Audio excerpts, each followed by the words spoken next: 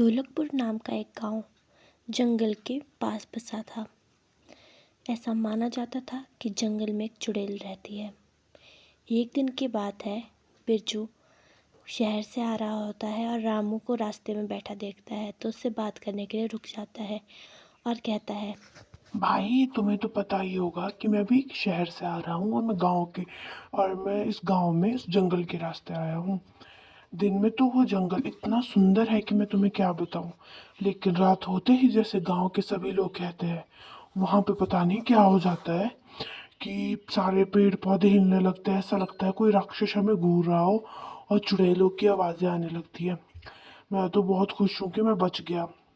उसकी बात सुन के बिरजू कहता है, भाई आज मैं भी उसी जंगल से शहर जा रहा हूँ। मुझे अपना कुछ सामान बेचना है।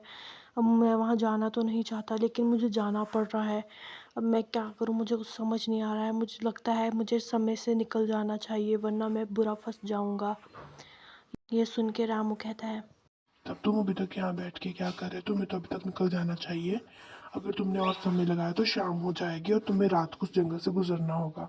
ठीक है भाई, फिर मैं यहाँ से जाता हूँ। मैं कुछ देर आराम करके घर से निकल जाऊँगा। इसके बाद बिरजू अपने घर चला जाता है और थोड़ी देर सो जाता है।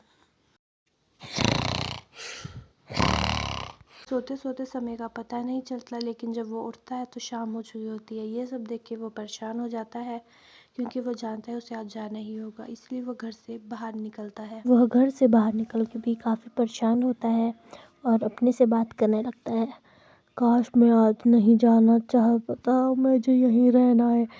अगर मुझे रास्ते में वो चुड़ैल मिल गई तो मुझे वो मार ही देगी। ऐसा सोचते सोचते वो जंगल में पहुंच जाता है और बहुत डर जाता है।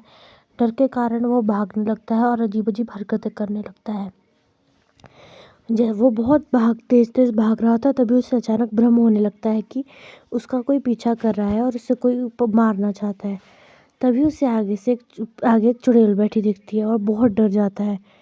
चुड़ैल उससे कहती है, आज बहुत दिनों के बाद मैंने कोई इंसान देखा है। अब मैं तुझे मार दूंगी और तुझे खा जाऊंगी। इसके बाद मैं इस जंगल से मुक्त हो जाऊंगी। एक तांत्रिक ने मुझे यहाँ कैद कर रखा था और उसने कहा था जब तक कोई इंसान यहाँ आता है और मुझसे मेरी मार देती तो मैं इस जंगल से आजाद हो जाऊंगी। अब मैं तुझे मार के तेरे गांव में विनाश मचाऊंगी। रुक, भागता कहाँ है तू? रुक जा, अभी तुझे बताती हूँ, रुक। वो चुड़ैल बिरजू को पकड़कर उसे मार देती है। बिरजू से बहुत भीख मांगता है कि मुझे छोड़ दो, मुझे मत मारो, जो तुम कहोगी मैं करूँगा। लेकिन चुड़ैल उसे मार देती है। उसे मारते ही वो बहुत खुश हो जाती है और इधर उधर घूमने लगती है। इसके बाद वो सोचती है क्यों ना अब इसके गांव चला जाए। उसके बाद वो उस जंगल से बाहर निकल जाती है और गांव में प्रवेश करती है और जोर जोर से कहती है, गांव के लोगों, अब तुम्हें कोई नहीं बचा सकता। मैं चुड़ैल हूँ, मैं तुम सबको मार डालूंगी। एक एक कर यहाँ के सभी लोगों को खत्म कर दूंगी। कि सभी लोग चुड़ैल को देखकर उसकी बातें सुनकर बहुत डर जाते हैं।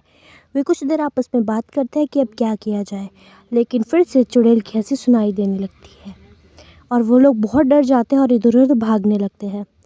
थोड़ी देर के बाद सारे गांव वाले एक तांत्रिक के पास जाते हैं और तांत्रिक को सारा हाल कह सुनाते हैं। तांत्रिक उनकी बातें सुनकर थोड़ी देर सोचता है और एक अपने जादू से एक खंजर प्रकट करता है और कहता है इस खंजर से उसका अंत किया जा सकता है। वह रामू को अपने साथ लेकर चुड़ैल के पास चला जाता है और चुड़ैल से लड़ाई करने लगता है। इस लड़ाई में चुड़ैल को खंजर लग जाता है और उसका अंत हो जाता है। खंजर लगते ही चुड़ैल मर जाती है और तांत्रिक कहता है अब ये चुड़ैल वापस कभी नहीं आएगी। अब तुम्हारा गांव फिर से आज़ाद है, लेकिन हमें इसके लिए बिरजू की जान गंवानी पड़ी।